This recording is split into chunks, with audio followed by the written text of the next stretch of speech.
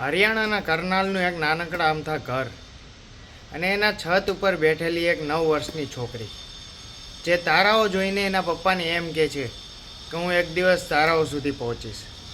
ત્યારે એના પપ્પાએ થોડો એવો રિસ્પોન્સ આપે છે કે છોકરીઓ એન્જિનિયરિંગને એવું બધું નથી કરતી, છોકરીઓ તો ઘર સંભાળે છે. પણ એ છોકરી હાર નથી માનતી. એ છોકરીઓ એનું પોતાનું ગ્રેજ્યુએશન પૂરું કરે છે એરોનોટિકલ એન્જિનિયરિંગમાં અને યુએસ જઈને નાસાને જોઈન કરે છે.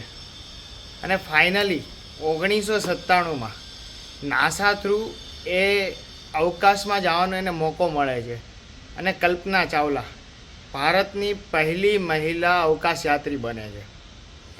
અનફોર્ચ્યુનેટલી 2003માં કોલંબો દુર્ઘટનામાં એની નિધન થાય છે.